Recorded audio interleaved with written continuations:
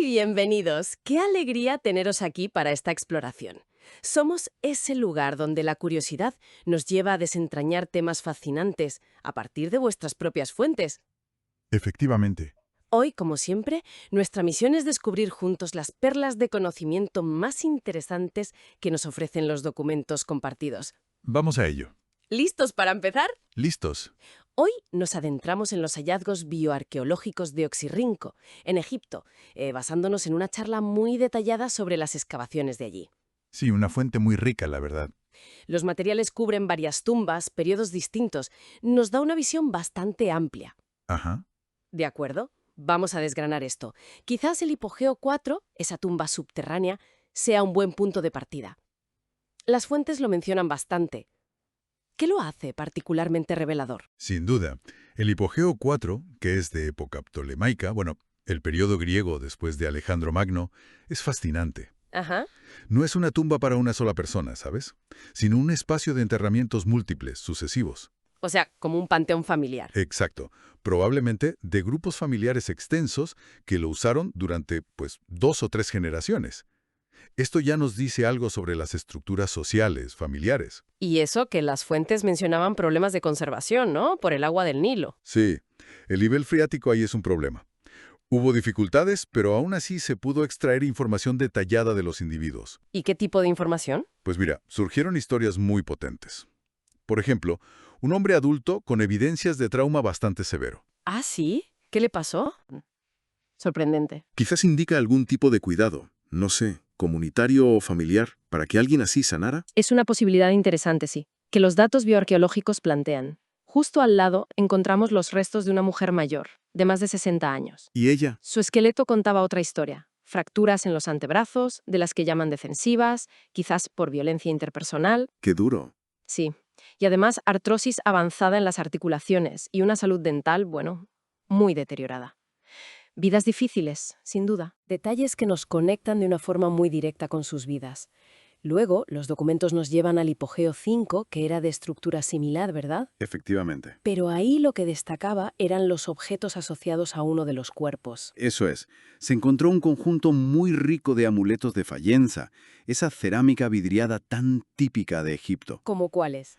Pues ojo Sudiat, el ojo de Horus, protector, figuras de dioses como Bes o Tueris, escarabeos, los clásicos símbolos protectores para el viaje al más allá, ¿sabes? Claro. Muestra cómo las creencias faraónicas tradicionales seguían vivas y se integraban en la cultura helenística de la época ptolemaica. Interesante esa mezcla. Y en este hipogeo también se vio evidencia de excerebración. Ah, la práctica de extraer el cerebro por la nariz para la momificación. Exacto, como parte del proceso. Hablando de momificación y, bueno, de hallazgos emotivos, en la tumba 64, que ya es de época grecorromana, contenía una historia particularmente conmovedora, según la charla. Ciertamente, un hallazgo que impacta, sí. Se trata de una adolescente, tendría entre 15 y 17 años. Muy joven. Sí. Fue enterrada con papiros que, al leerlos, resultaron ser certificados de momificación a su nombre. ¿Y se sabe de qué murió? Sí, el estudio antropológico de los restos reveló la causa. Estaba de parto. El feto quedó encajado en la pelvis.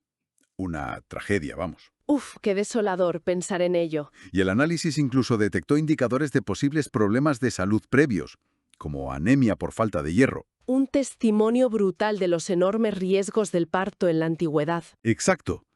Y subraya el valor de este enfoque bioarqueológico. No solo documenta rituales o tumbas, sino que recupera historias humanas muy íntimas, a menudo trágicas. Arroja luz sobre la salud, los peligros de la vida cotidiana. También se mencionaba que la momificación no era solo cosa de élites, ¿no?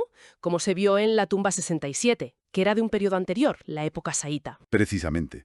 La tumba 77 era enorme, compleja, usada también para mucha gente a lo largo del tiempo. ¿Y qué tenía de particular? Pues es interesante porque, aunque había momificación, se encontraron individuos, incluso niños, con signos de posibles carencias nutricionales. ¿Cómo cuáles? Raquitismo, por ejemplo, visible en deformidades de los huesos. O sea que... Podría sugerir que, en esa época saíta, la momificación quizás se había vuelto algo más accesible socialmente.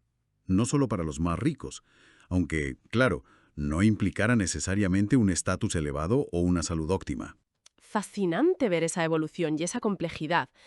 Entonces, si juntamos todas estas piezas del mosaico de Oxirrinco que cubren los documentos, desde la época ptolemaica hasta la grecorromana, pasando por la saita, ¿cuál es la imagen general que emerge? ¿Qué nos dicen estas vidas sobre esa sociedad? Pues yo creo que lo fundamental es la perspectiva a largo plazo que da un yacimiento como Oxirrinco. Claro. Vemos cómo evolucionan las costumbres funerarias, cómo cambian los patrones de salud y cómo las culturas egipcia, griega, romana interactúan y se mezclan durante siglos. No eran bloques estáticos, ¿sabes? Eran sociedades dinámicas. Tiene sentido. Cada individuo estudiado, desde el hombre con las heridas curadas hasta la joven que murió en el parto, o los niños con signos de malnutrición. Cada uno aporta una pieza clave para comprender la vida real, la salud, las creencias, la estructura social en el antiguo Egipto, más allá de la narrativa de faraones y grandes templos. Es como la historia humana escrita en los propios huesos. Exacto. Una forma muy poderosa de verlo. No son solo huesos y artefactos, sino ecos de vidas vividas, con sus luchas, sus creencias y sus finales. Tal cual. Y hasta aquí nuestra conversación de hoy.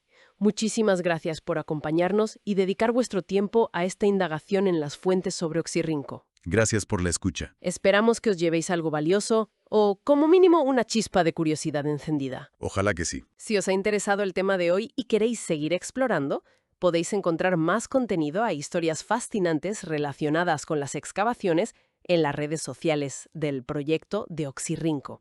Siempre hay más por descubrir.